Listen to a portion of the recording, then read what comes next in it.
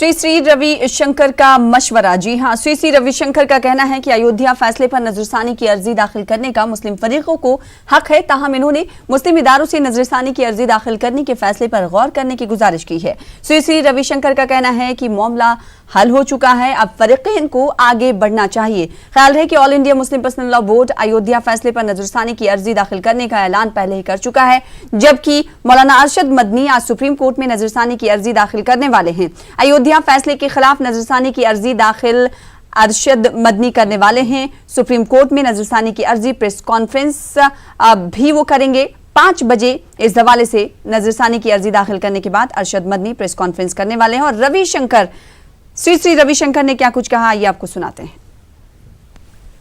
It's high time that we have to re-educate, reorient our people in human values.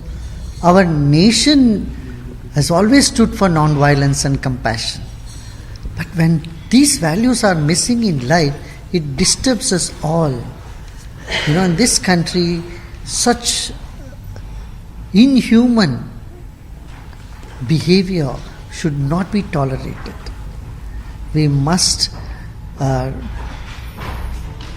take laws which are very stringent. We must make more laws. There are enough laws in this country on this, but laws alone will not help. We need to create awareness and help people to come out of aggression and depression. These are two things that is bothering our world today. On one hand, people are depressed. Nearly 30-40% of the population is depressed. On the other hand, तो review petition दाखिल करने वाली तंजीमों को श्री श्री रविशंकर ने इस मामले पर गौर करने के लिए कहा। इस बीच हमारे साथ खास मेहमान जुड़ रहे हैं फोन लाइन पर, कासिम रसूल इलियास साहब, जो कि रुकन हैं all India Muslim personal law board के। कासिम रसूल इलियास साहब, आपका खैर मकदम है। और सबसे पहला सवाल आपसे यही कि श्री श्री रविशंकर ने कहा है कोर्ट करके कि ये तंजीमें पहले कहा करती थी कि सुप्रीम कोर्ट का फैसला कबूल कर लेंगी, चाहे वो उनके खिलाफ ही क्यों ना आए। अब ये कुछ और कह रही हैं, यानी जो मशवरा श्री श्री रविशंकर दे रहे हैं, क्या उस पे आप गौर करेंगे? देखिए, पहली बात तो यह है कि इस मामले में श्री श्री रविशंकर हमेशा से बायस्ड रहे। हमेशा से उनका अप्रोच ये रहा है, वो इस तरह का बयान दे चुके हैं कि अगर अयोध्या के मसले को मुसलमानों ने हल नहीं किया हिंदुओं के हक में, तो इस मुल्क में एक दूसरा सीरिया बन जाएगा। इस तरह के बयानात वो दे चुके हैं। तो पहली बात तो ये कि उनको तो ये हक ही नहीं पहुंचता कि इस मामले में हम की और इस तरह की अपील करें। दूसरी बात यह है कि जहां तक ये जो खामखा की गलतफहमी पैदा करने की कोशिश की जा रही है पूरे मुल्क में कि गोया हम अपने जो पिछले वादे की खिलाफ वर्जी कर रहे हैं कि हमने कहा था कि सुप्रीम कोर्ट का जो फैसला होगा मान लेंगे, तो अब हम कहाँ बाया जा रहे हैं? हम तो सुप्रीम कोर्ट में रिव्यू पिटीशन दाखिल कर रहे हैं, जो हमारा कानूनी हक है, हमारा दस्तूरी और आईनी हक है। और दूसरी बात यह है कि हम जब ये कहते हैं कि सुप्रीम कोर्ट का फैसला मानेंगे, तो हमने ये बात बहुत साफ कह दी थी कि फाइनल जुडिशियल वर्डिक्ट जो होगा वो मान लिया जाएगा। फाइनल जुडिशियल वर्डिक्ट में ये चीज शामिल है कि अगर कोई फैसले से में इत्तेफाक नहीं है तो हम उसके रिव्यू पिटीशन के लिए जा सकते हैं सुप्रीम कोर्ट में। और हम जानते हैं कि इस फैसले में बहुत सारे ऐसी गलतियां, फाश गलतियां हैं जो इस फैसले को नाक़िस बना रही है, और इसमें इसका रिव्यू पिटीशन दाखिल करना बहुत जरूरी है। नहीं तो असल में ये खुद हमारी जुडिशरी के ऊपर एक बदनुमा दाग होगा कि आप मुसलमानों का हक मान रहे हैं मस्जिद के ऊपर में, और आप दे रहे हैं उस फरीक को जो मस्जिद के निजाम का मुजरिम है, जिसको आप खुद मुजरिम कह रहे हैं। जी, तो ये लेकिन कासिम रसूल इलियास साहब, मुस्लिम तंजीमों पर और सुन्नी सेंट्रल वक्फ बोर्ड पर सवाल इसलिए उठ रहे हैं क्योंकि आप लोग मौका दे रहे हैं उठाने का। आप लोगों में इत्तेहाद ही नहीं है। आप कह रहे हैं रिव्यू पिटीशन दाखिल करेंगे, सुन्नी सेंट्रल वक्फ बोर्ड कह रहा है कि हम नहीं दाखिल करेंगे, फिर तीसरे फर्द को तो मौका मिलेगा सवाल उठाने का।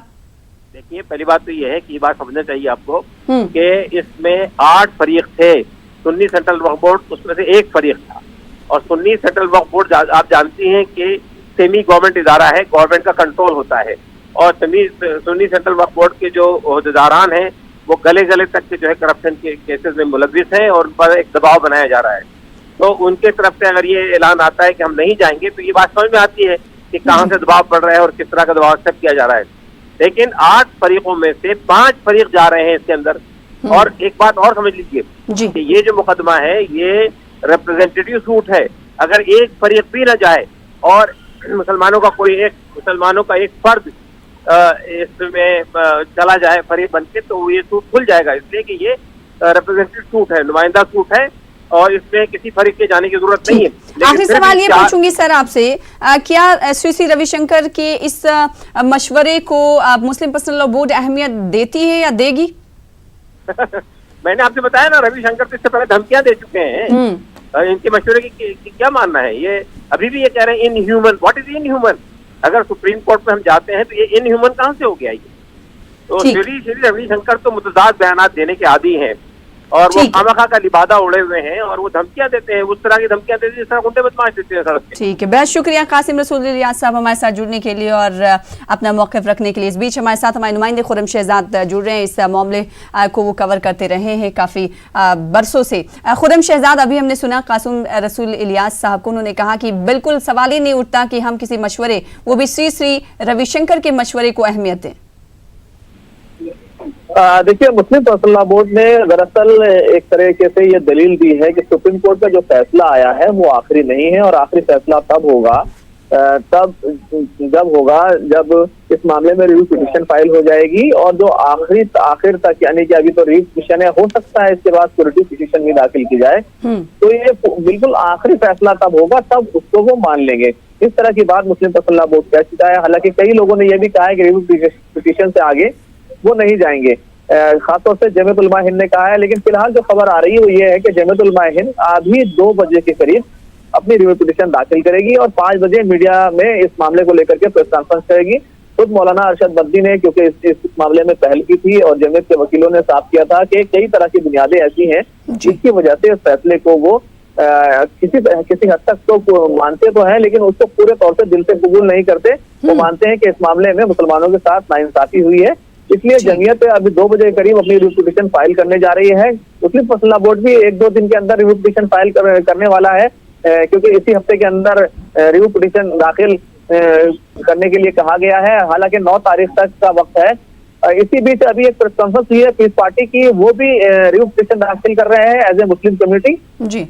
तो देखा जाए तो बहुत सारे लोग हैं जो इस मामले में रिव्यू पिटीशन दाखिल करने के 5 फरीक हैं जो रिव्यू पिटीशन दाखिल कर रहे हैं। बेहद शुक्रिया खुर्रम शहजाद हमारे साथ जुड़ने के लिए, बातचीत करने के लिए। फिलहाल इसी के साथ मुझे दीजिए इजाजत। आदाब।